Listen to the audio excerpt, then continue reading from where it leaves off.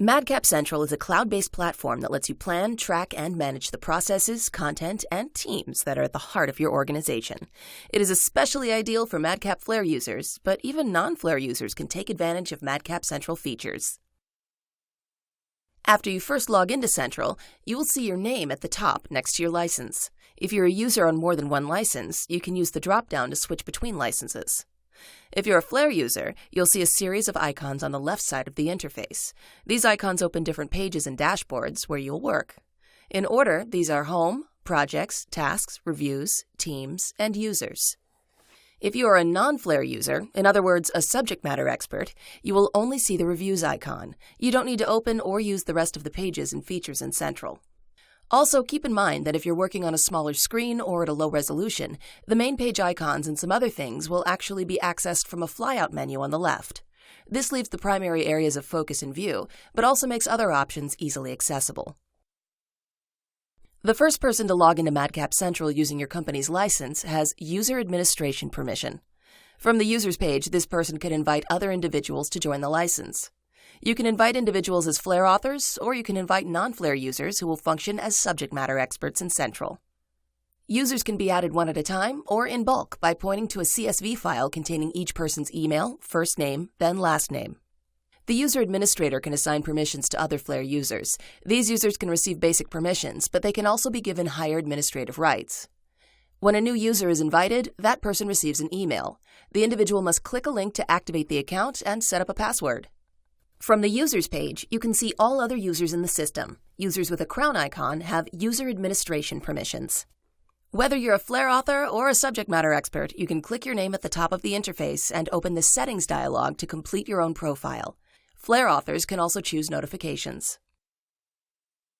You can open the Teams page to create and manage teams of authors. This is simply a way to organize users into different groups.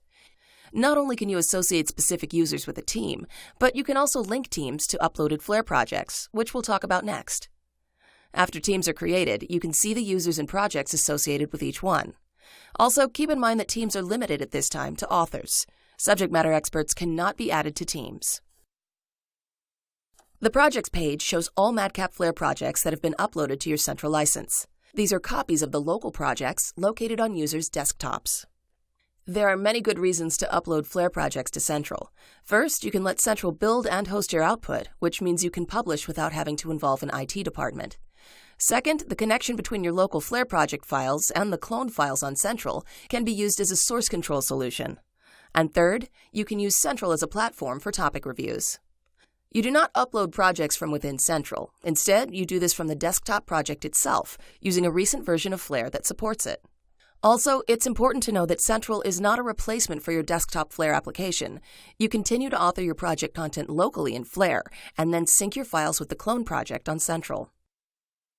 Authors can view and work with a project in Central as long as they are associated with that project. There are a few ways to become associated with a project. First, you can upload a project to Central yourself.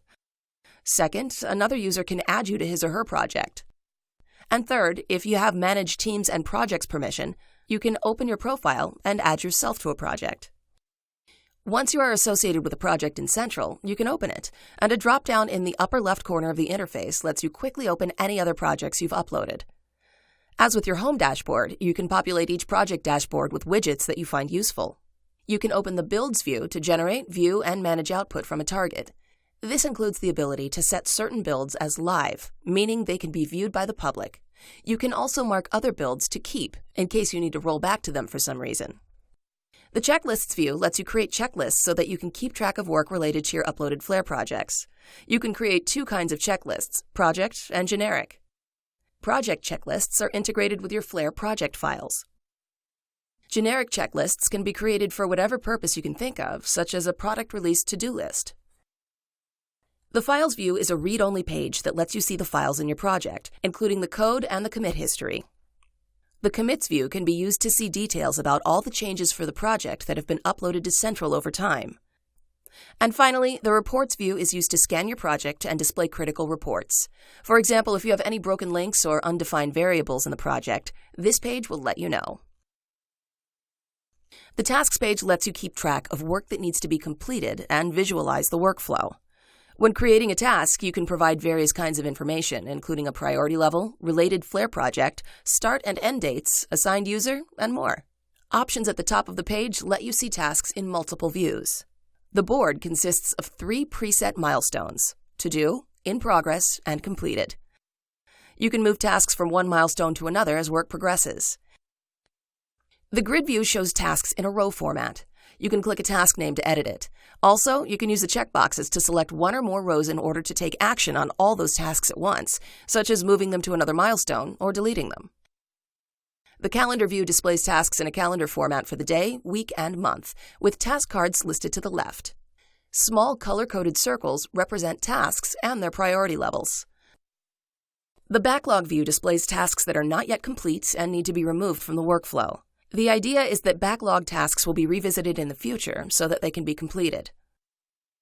The archive view displays tasks that have been finished and moved out of the current workflow. It's sort of like putting boxes of old documents into the attic. You want them out of the way, but can retrieve them later if necessary. The Reviews page lets you view and manage Flare files that have been sent out for review. Both authors and subject matter experts can use the panes on this page to open Flare topics and snippets in an editor to the right. You can make edits and insert comments into the file. All changes are automatically saved and tracked, and everyone assigned to review a file can make edits to it at the same time. When the reviewers are finished reviewing a file, they click Submit. After all reviewers have submitted the file, the author is informed through an email. The author can then close out the review process in Flare, accept or reject any changes, and accept the file back into the Flare project, thus replacing the old version of the file. Widgets are standalone information objects that let you see data at a glance and provide quick access to certain areas.